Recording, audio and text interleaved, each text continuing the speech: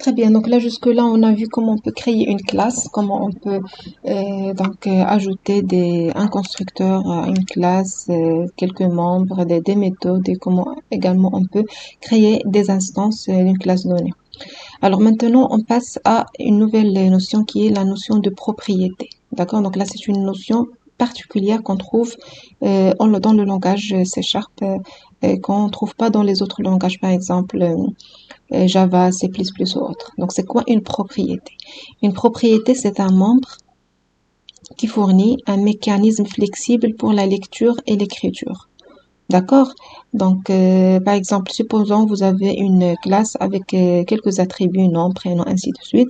Pour lire et écrire ces attributs-là, normalement, par exemple, Java, on ajoute des méthodes get et set. Une méthode get et une méthode set. Donc là, c'est pour définir comment je veux lire et comment je veux écrire ce champ-là. Dans C#, à la place des méthodes get et set, on ajoute une propriété avec deux accesseurs. Donc, get et set, c'est pas des méthodes comme en Java. Ce sont des accesseurs à une propriété. D'accord? Donc là, l'objectif, bien sûr, c'est de respecter l'encapsulation. Donc là, si j'ai des membres qui sont privés ou autres, donc là, je vais garder cette encapsulation des attributs ou bien des membres et mettre en place un mécanisme qui est très souple, facile pour accéder aux champs et les modifier. D'accord? Donc là, voilà ce qu'il faut retenir, ce que en C#, la propriété chenahia, c'est une méthode particulière qui contient deux accesseurs à l'intérieur de cette méthode-là qui nous permettent donc de décrire comment je peux lire et écrire des champs de la classe. Alors là, je bascule vers Visual Studio pour voir un exemple. Très bien, donc l'exercice qu'on vient de faire concernant les classes, donc on a créé une classe avec deux attributs nom et prénom, un constructeur qui va nous permettre donc d'initialiser ces attributs-là, une méthode affichée qui va donc afficher dans la console le nom et le prénom, et dans le mail, qu'est-ce qu'on a fait? On a créé une nouvelle instance personne et on a appelé la méthode affichée. D'accord? Donc là, c'est ce qu'on a fait jusqu'à présent. Alors maintenant, on veut ajouter des propriétés à cette classe-là. Donc, au lieu d'utiliser donc nom et prénom comme des attributs, on va utiliser comme propriété. Alors, regardez ce qu'on va faire. Donc, je vais commenter ça. Et on va ajouter ici, donc, par exemple, on choisit la visibilité publique, string. Alors, non, je vais l'appeler non. Et ici, j'ouvre les accolades et je mets tout court get et set. D'accord? Donc ça c'est quoi? C'est une propriété qui s'appelle nom avec deux accesseurs get et set.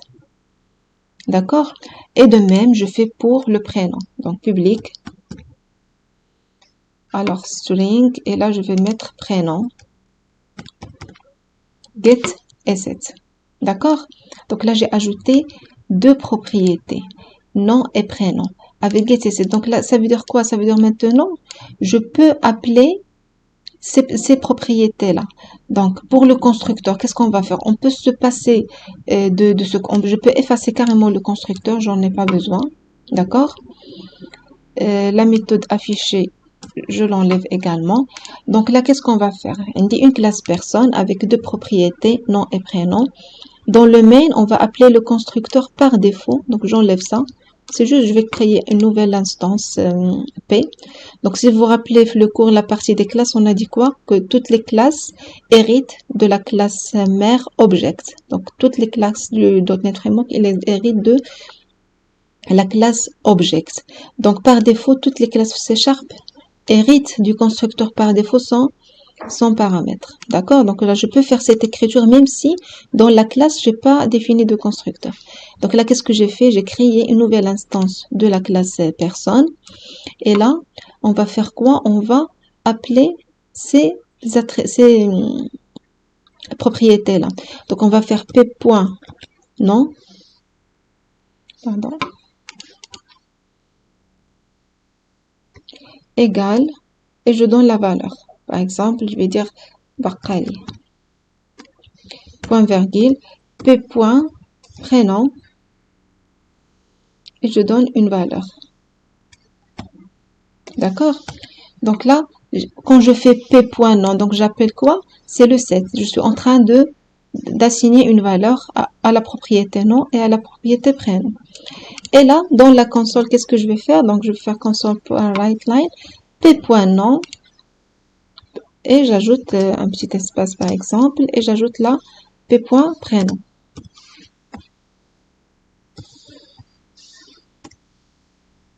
D'accord? Vous voyez comment on utilise les propriétés en C#. Donc là, j'ai enlevé, j'ai pas besoin de déclarer les attributs, j'ai pas besoin d'ajouter une méthode get pour le nom, une méthode set pour les noms, une méthode get pour le prénom, une méthode. Donc au lieu de 4 méthodes, j'ai 2 propriétés. Vous voyez la différence? Par exemple, le même travail, si on veut le faire en Java, on doit ajouter 2 attributs et 4 méthodes pour pouvoir lire et écrire les membres. Alors qu'en C#, il suffit de déclarer 2 propriétés, nom, prénom, et je les utilise comme suit. P. le nom de la propriété égale pour assigner des valeurs et P. le nom de la propriété tout court pour lire la valeur. Maintenant, si je teste, voilà, donc il a affiché Baqali Ali. Donc effectivement, on a construit une nouvelle instance personne, on lui a assigné ces valeurs-là et on l'a affiché. D'accord? Alors supposons par exemple, je veux ajouter une autre propriété concernant l'âge. Cette fois-ci, qu'est-ce qu'on va faire? On veut checker l'âge. Est-ce que c'est positif ou négatif? Donc dans le set, quand je veux assigner une valeur à l'âge, bien sûr, on doit vérifier que la valeur qui est saisie est positif. Un âge ne peut pas être négatif. Donc, qu'est-ce qu'on doit faire? On doit faire toujours public string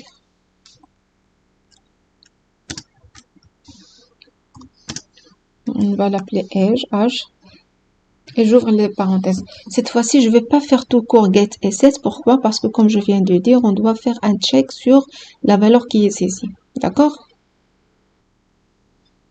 Donc, pour le get, on va faire get et entre les deux accolades, return quoi? On va pas retourner ça. Donc là, je vais ajouter ici un attribut. Donc j'ai besoin d'un attribut âge. Donc là, je vais dire âge qui est un entier. On va faire âge avec un minuscule pour ne pas confondre avec la propriété. Donc là, qu'est-ce que je vais retourner? Je vais retourner l'âge. D'accord? Donc voilà le get. Maintenant, pour le set, alors pardon, ici c'est int, c'est pas string. D'accord? Alors pour le set, on va faire set et j'ouvre bien sûr les accolades. Donc là, qu'est-ce qu'on va faire? On va voir la valeur qui a été donc assignée, est-ce qu'elle est positive ou non. Donc là, on va faire un if. Alors, on va checker quoi? Value. Donc là, value représente quoi? C'est représente la valeur qui est saisie. If value, pardon, supérieur à 0, qu'est-ce qu'on va faire? Âge égale value. Donc, si la valeur est positive, je fais ça. Sinon, donc else, qu'est-ce qu'on va faire? Par exemple, on va afficher une erreur un message d'erreur dans la console. Donc, console.writeLine. Par exemple, veuillez saisir une valeur positive.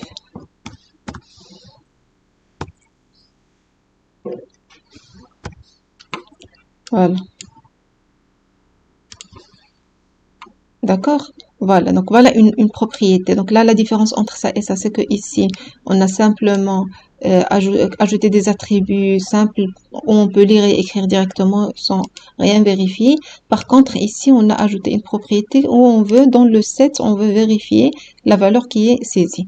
Maintenant, pour tester ça, donc là, j'ai créé une nouvelle instance personne, j'ai assigné le nom et le prénom. Donc, j'ajoute ici, par exemple, p.âge p.âge égale et j'ajoute par exemple 30 et ici on va afficher quoi? L'âge. Donc je vais ajouter ici plus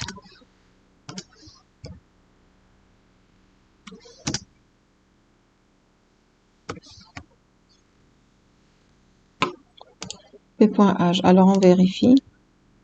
Voilà, donc elle a ajouté le nom, le prénom et l'âge. Par contre, si je saisis ici, par exemple, une valeur négative, voilà, donc elle a affiché le message d'erreur, donc veuillez saisir une valeur positive. D'accord? Voilà, donc là, c'est ça le rôle des propriétés en C Sharp. C'est pour déclarer donc des membres de la classe tout en définissant comment on peut lire et comment on peut écrire ces données-là, donc ces membres directement dans la propriété.